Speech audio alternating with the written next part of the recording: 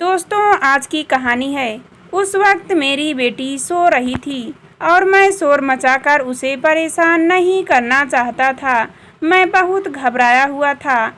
मेरी बार बार जोर देने पर भी उसने दरवाज़ा नहीं खोला। मैं सोच रहा था कि क्या मैंने कुछ गलत किया है। मेरी पत्नी का फ़ोन लगातार बज रहा था और वह उसे उठा नहीं रही थी। जब मैं उसका फ़ोन उठाने गया तो उसने मेरे हाथों से फ़ोन छीन लिया और बाथरूम में चली गई। उसने दरवाज़ा अंदर से बंद कर दिया। घबराहट के मैंने दरवाज़ा तोड़ा और उसके हाथों से फ़ोन छीनकर देखने लगा। मुझे बड़ी हैरानी हुई कि उसने एक नंबर पर मैसेज भेजा था। इसी नंबर से उसे कुछ मिस्ड कॉल भी आई थी।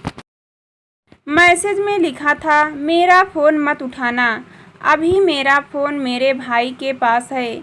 यह मैसेज पढ़ने के बाद में डर सा गया और मैंने उसे कुछ नहीं कहा, क्योंकि मुझे लगा कि कहीं वो दोबारा बाथरूम में खुद को बंद ना कर दे या खुद को कोई नुकसान ना पहुंचा दे। अगली सुबह मेरे दो दोस्त घर पर आए और उसने बात करने लगे। मेरी पत्नी इन दोस्तों को अच्छे से जानती थी, क्योंकि वे अक्सर हमारे झगड़े सुलझाने हमारे घर आते रहते थे। मेरे दोनों दोस्त मेरी पत्नी को समझा रहे थे कि वो मेरे साथ ही रहे, हमारे बच्चे के बारे में सोचे।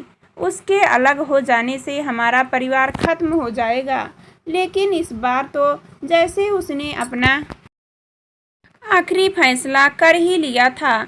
उसने साफ शब्दों में कहा कि अब उसके लिए यह जिंदगी जीना नामुमकिन नहीं है। अगले दिन उसने घर छोड़ दिया, लेकिन इस बार वो हमारी बेटी को साथ लेकर नहीं गई। उसने मुझे और बेटी को दोनों को छोड़ दिया। मैं भीतर से टूट गया था, बेहद अकेला महसूस कर रहा था, लेकिन कहीं ना कहीं यह सुकून भी था कि कम से कम मेरी 3 साल की बेटी तो मेरे पास है। हम दोनों की लव मैरिज हुई थी और शादी करने के लिए हमें अपने अपने परिवारों से काफ़ी झगड़ना पड़ा था। जब हमारी बेटी महज 3 महीने की थी, तब भी वह घर से चली गई थी और बेटी को भी साथ ले गई थी। लेकिन उस वक्त एक दोस्त के समझाने पर वह लौट आई थी। लेकिन इस बार वो मुझे और मेरी बेटी दोनों को छोड़ गई और कुछ दिन बाद लौट के आया तो वह था तलाक का कागज़। कोर्ट में सुनवाई के दौरान उसने साफ कह दिया कि बेटी की देखभाल उसका पिता यानी कि मैं ज़्यादा बेहतर तरीके से कर सकता हूँ। मैं और मेरे पिता माता इस बात से खुश थे कि मेरी बेटी मेरे पास ही रहेगी। हमारे अलग होने के शुरुआती दिनों में मुझे अक्सर यह ख्वाब आता कि हम फिर से एक हो गए हैं और तीनों एक साथ रहने लगे हैं। कभी कभी मुझे डर लगता कि कहीं किसी दिन वो लौट आए और मुझसे मेरी बेटी को छीन न ले। जब हम साथ रहते थे तो हम अपनी बेटी की जिम्मेदारियों को आपस में बांट लेते थे, लेकिन अब तो सारी जिम्मेदारियां मुझे अकेले ही निभानी थी। हालांकि मेरे माता पिता भी वहाँ थे जो मेरी मदद करते थे, लेकिन मैं चाहता था कि मेरी बेटी को कभी भी अपनी माँ की कमी महसूस ना हो। छोटी उम्र से ही मेरी बेटी को इतिहास से जुड़ी जगहों पर जाने का शौक था, इसीलिए कई दफ़ा मैं उसे अलग अलग जगहों पर लेकर जाता। इस दौरान अगर कभी कोई उससे पूछता कि तुम्हारी माँ कहाँ है तो वह चुप हो जाती। जब भी कोई मुझे बुरा भला कहता तो वह हमेशा मेरा बचाव करती। जब मैं परेशान या हताश होता तो मेरा हौसला बढ़ाती, लेकिन उसने कभी भी मुझसे अपनी माँ के बारे में नहीं पूछा। हालांकि माँ शब्द सुनने पर उसकी चुप्पी का अंदाज़ा मुझे हो जाता। मुझे महसूस होता कि अगर उसकी माँ उसके साथ होती तो शायद वह और ज़्यादा खुलकर अपनी बातें रख पाती।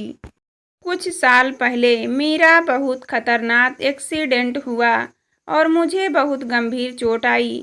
जब मैं अस्पताल में और उसके बाद घर में इन चोटों से उभर रहा था, तब मेरी बेटी मेरा सहारा बनी। वह मेरी दवाओं का ख्याल रखती, हमेशा मेरे साथ रहती।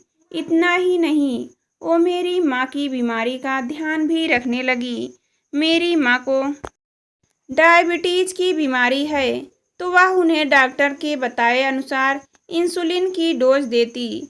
मुझे कई लोगों ने दूसरी शादी करने की सलाह दी, लेकिन मेरे लिए अपनी पत्नी को भुला पाना, उसके साथ तलाक को भुला पाना आसान नहीं था। आखिर हमारी लव मैरिज हुई थी।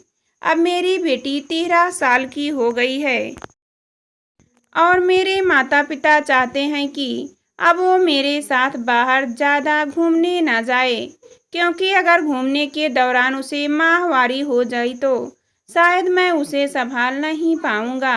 लेकिन इसके लिए भी तैयार हूँ।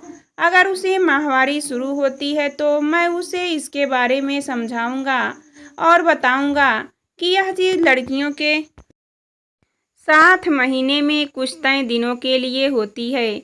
वह कल्पना चावला की तरह अंतरिक्ष छात्री बनना चाहती है। वह पढ़ाई में भी बहुत अच्छी है।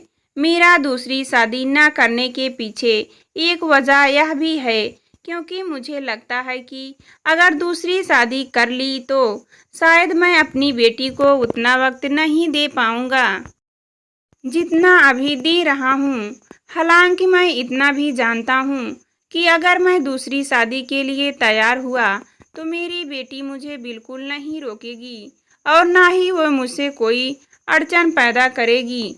वैसे सच बताऊं तो दूसरी शादी को लेकर मेरे मन में ही यह डर है कि अगर मेरे और मेरी बेटी के बीच में एक दूसरी औरत आ गई तो कहीं हमारे बीच गलत फहमियाँ तो नहीं बढ़ जाएगी।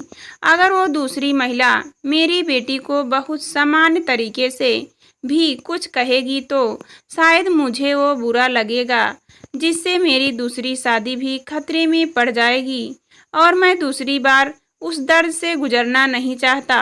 यही वजह है कि मैं दूसरी शादी ही नहीं करना चाहता। मेरी जिंदगी की अब बस एक ही मकसद है और वह है मेरी प्यारी बेटी की खुशी।